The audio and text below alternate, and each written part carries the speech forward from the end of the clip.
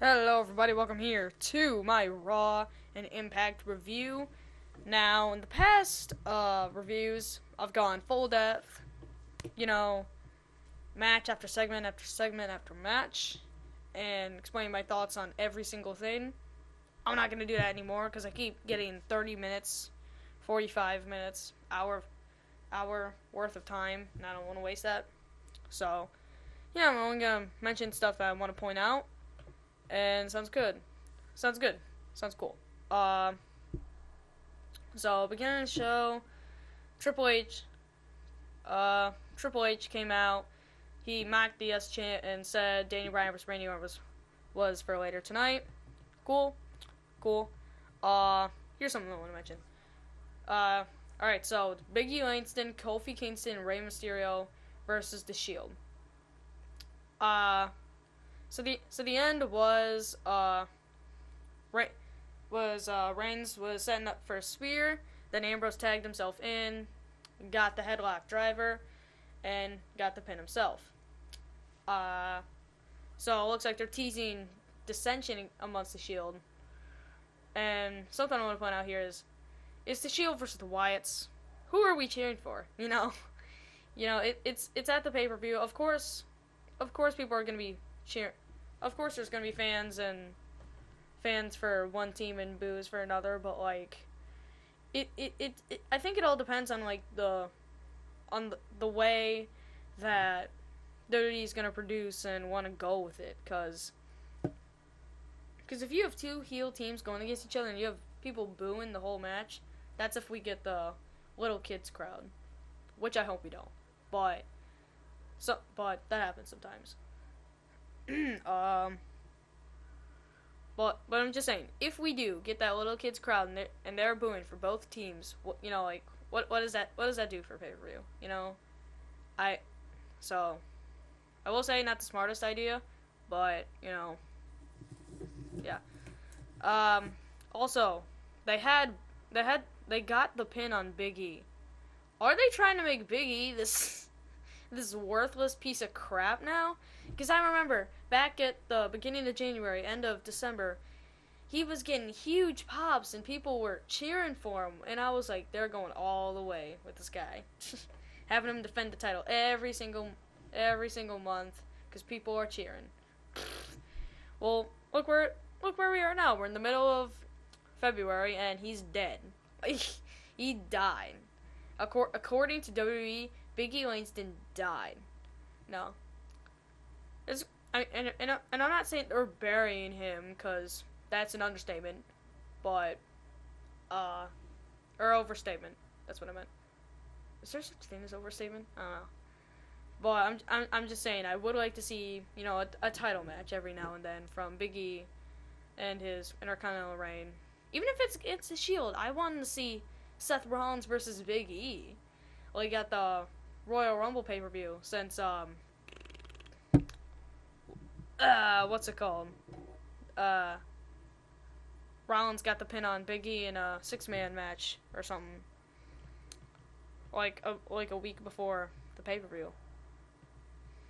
But, alright. So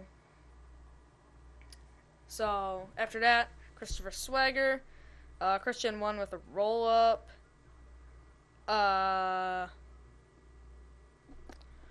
Next was the Outlaws versus the Brotherhood in a steel cage match, for the tag team titles. At the beginning, they're still doing their, the New Age Outlaws are still doing their entrance routine. Yeah, we're gonna boo, we want you to boo these people, but still do not their routine, their crowd pleasing routine when they do it. I don't get the logic there. Are they trying to make two face teams going against each other? I don't get it. I don't get it at all. Also, the end of the match, Cody must have thought he was Superman, cause he got up on that cage, he did the moonsault, botched it. Like this guy. No, Cody's dead. Cody died from that moonsault. That was how painful that looked.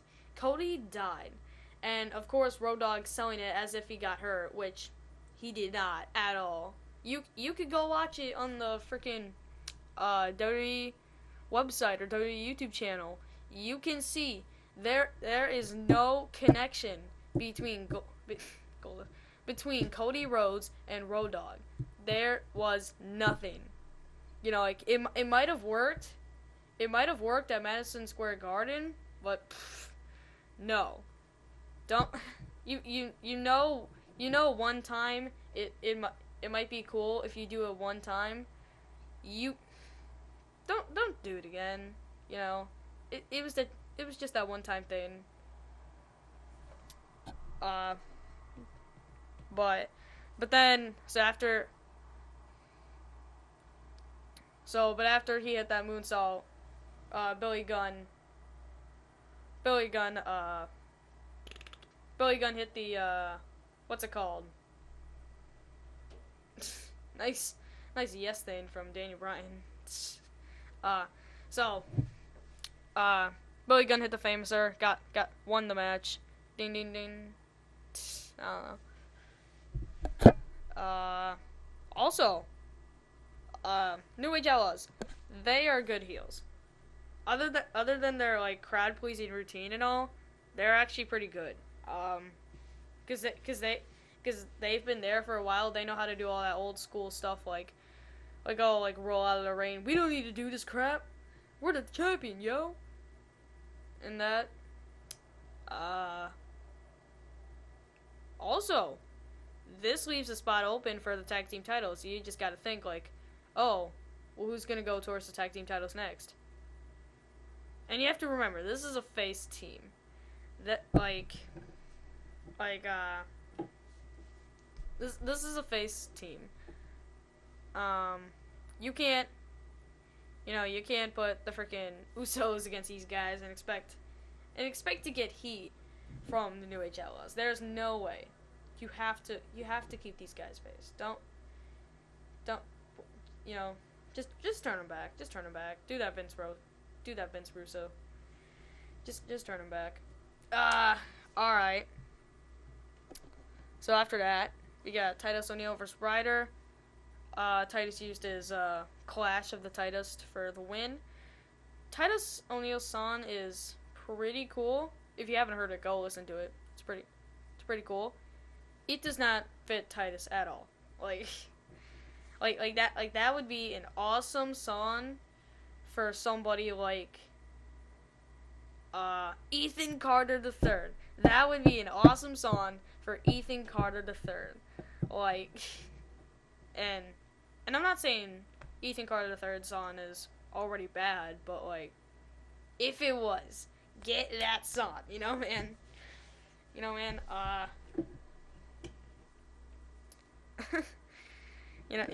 Titus is like, oh, I'm awesome. He has not got that heat yet. You just by beating up some bloody guy, and beating Zack Ryder is not gonna get you heat at all.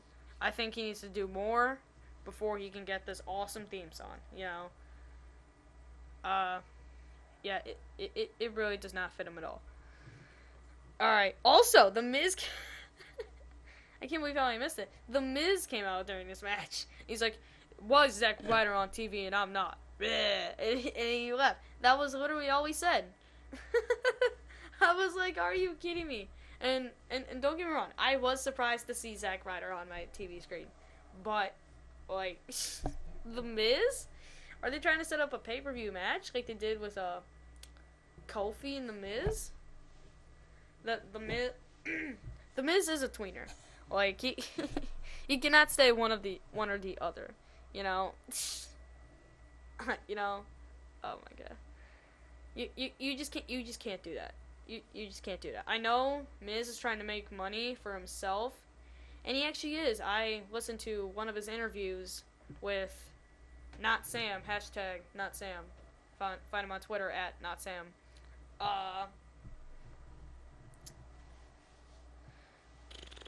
So yeah. Yeah. And he was saying like, oh, that that thing where Miz jumped off the rope, so Kofi couldn't tag him. That was never supposed to happen. Miz did that on Miz did that on purpose so he could get a match at Survivor Series with Kofi, and he could get his paycheck, which is actually wise of the Miz. You know, no reason to do that. No reason to do that. You know. So I don't know if he's trying to set up a match between him and Ryder. That's not gonna work. That's not gonna work this time. It might have worked with Kofi because Kofi's over. No, you. Plus, Ryder needs a new gimmick. He needs that Titus O'Neil theme song. You can make him a heel. You can make him just be like, I don't care about anyone but myself. You give him that song, he could be an awesome heel. Think about that. Think about that. You need people need to think about that. So, 2-minute match, and I'm going off on everything, anything that could happen in this match. So after that, we got Fandango and Summer Rae versus Emma and Santino in a dance contest. and Emma was doing her dance with like the arms and stuff, and I'll be honest, I had no idea what was going on with that dance. I was like, what kind of dance is that? But people on Twitter were all off saying, why isn't the crowd reacting? That's her thing from NXT, and I was like, wow. So I went watched one of her entrances, and yeah, just go search up Emma dance NXT, and I'm 100% sure you will find you will find her in an NXT match, and the whole crowd's doing that one thing with her dance and stuff. So yeah, I had to watch that like the day after Raw because I had no idea what that was at all. After that, we got Sheamus versus Curtis Axel. Sheamus beat him with the bro kick. Oh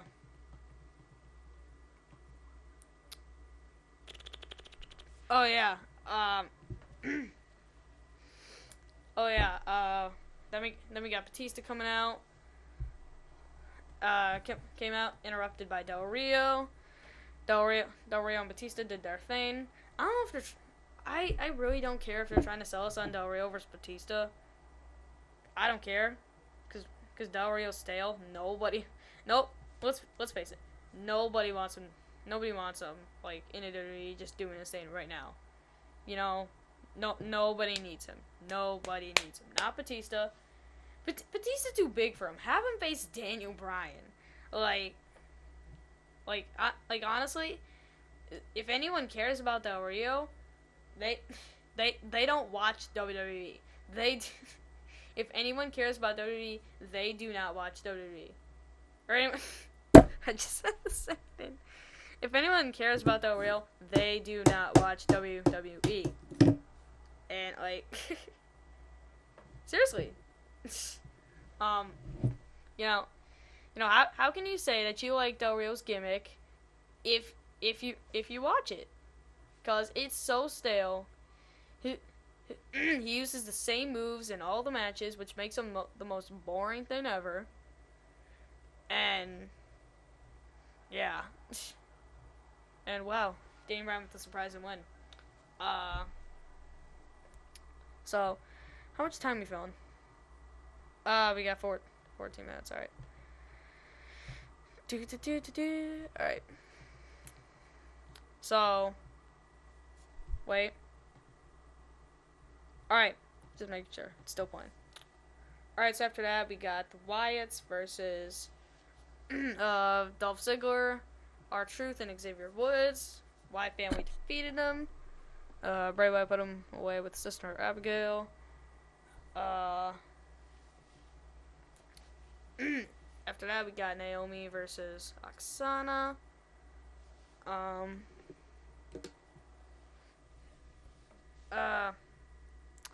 Also, Naomi releases gruesome photo of her eye, a day or two after Raw, and I was like, what the? Why would you post that? Go put that on WWE.com and have it say like, oh, gruesome photo or something. That's what they did with Roman Reigns and his he needed like stitches or something. I don't know what Reigns needed, but he needed something for like for like part of his face. I don't know if it was his eye or his like forehead or something, somewhere around there. So yeah, that's what I wanted to that's all I really wanted to point out. But Naomi won with her butt thing. I don't know what she won with. Nobody cares. After that, we got Daniel Bryan versus Randy Orton. Awesome match. They put on a show. Like, and these two guys can really go. Daniel Bryan, Daniel Bryan and Randy Orton can really go. They had a good match at Night of Champions. They had a good match at Battleground until freaking Big Show ruined it all.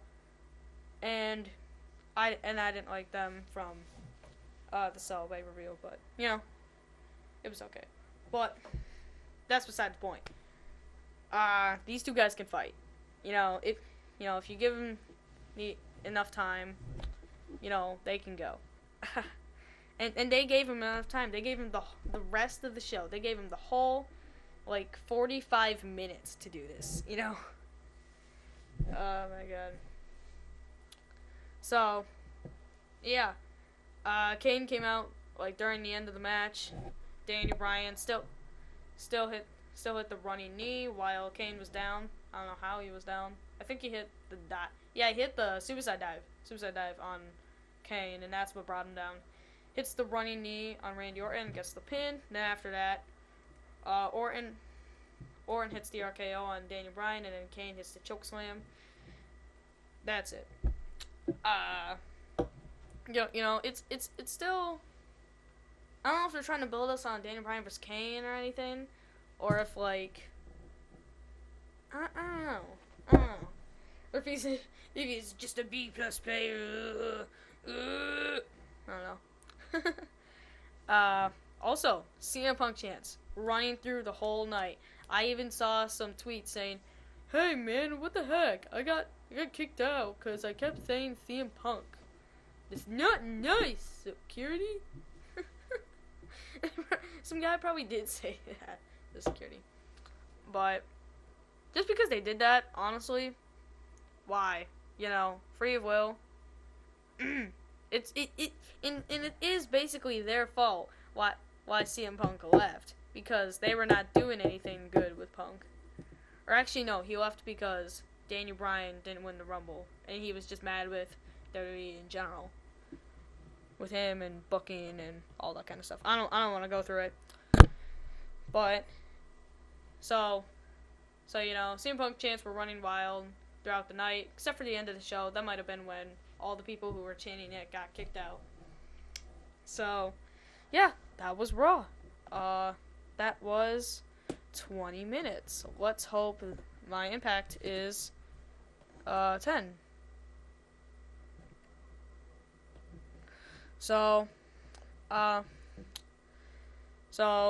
first we got Abyss versus Eric Young, the Monsters Ball match. Eric Young got the mask off of Abyss to reveal Joseph Park, and then he hit the black hole slam and got the win with that.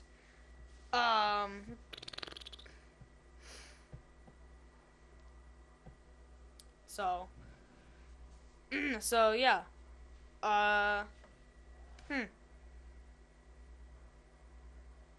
So yeah, it was good. It was a good match. I wasn't. Normally I'm not a fan of no disqualification matches because all it is weapons, but they did pretty good. Hats off to them. After that, MVP came out. He said, "I'm the new investor," and I will be honest. The first 2 minutes of this promo, it looked like it was a shoot directly on TNA, because he was saying "Oh, they never booked out correctly," and stuff like that. I don't know, but obviously it wasn't a shoot. So, but after that, Rockstar Spud came out, and then MVP's like, you know what? Since I'm the new investor, I'm going to book a match for tonight. It'll be Magnus versus Kurt Angle in a non-title match. After that, Bully Ray stuff. Bully Ray came out, or he didn't come out. He was backstage, and he said, "The next person who I see is gonna get in this coffin." No. So then Curry Man came out. Curry Man. And Bully Ray's like, "You arrived at the wrong place at the wrong time." He starts to attack Bully, but then gets hit by a big boot. Then hits the pile driver, as Bully Ray calls it. It's not pile driver, it's pile driver. So, don't get that wrong. So while he was doing it, he yelled Anderson, hit it, and then he put Curry Man in the coffin, and then slammed the lid, walked away.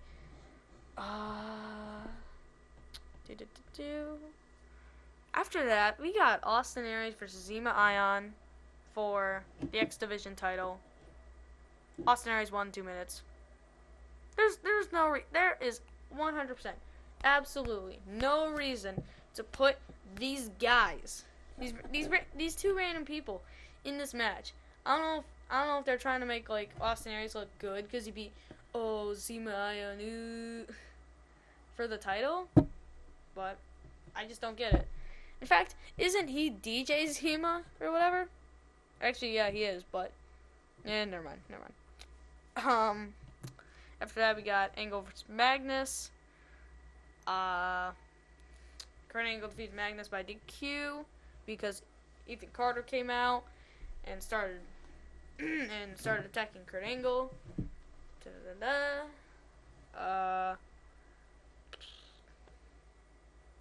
Oh yeah, and Ethan Carter III came, grabbed a chair and started attacking the leg of Angle. Then Earl Hebner, the referee, started holding up like X signs and stuff, trying to get the medics out. The medics out there. Just cracked my finger and stuff. So yeah, it doesn't seem like something Ethan Carter would do, but you know, it just seems out of character for him. You know, being this crazy animal who attacks people with chairs and stuff. It just didn't make any sense. So, yeah.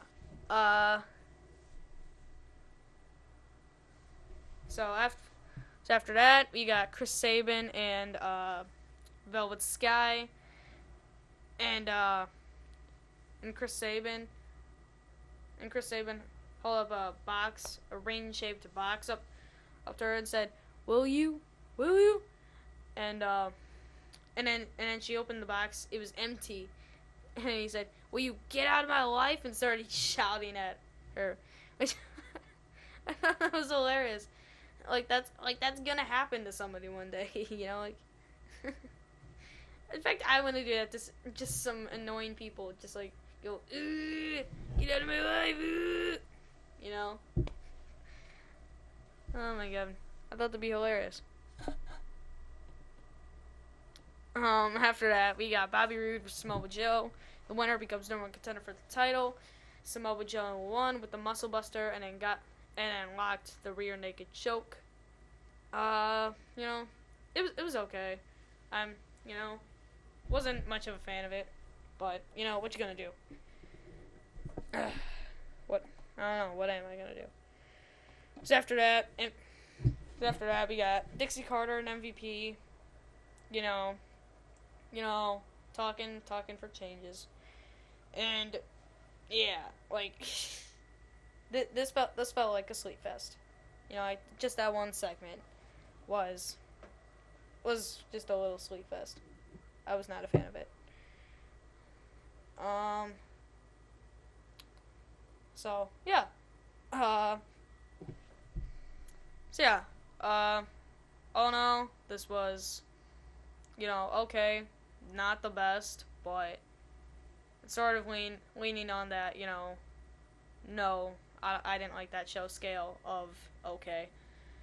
So, yeah, uh, that wasn't that was TNA Impact for you, and that was also Raw for you. So, I guess I'll see y'all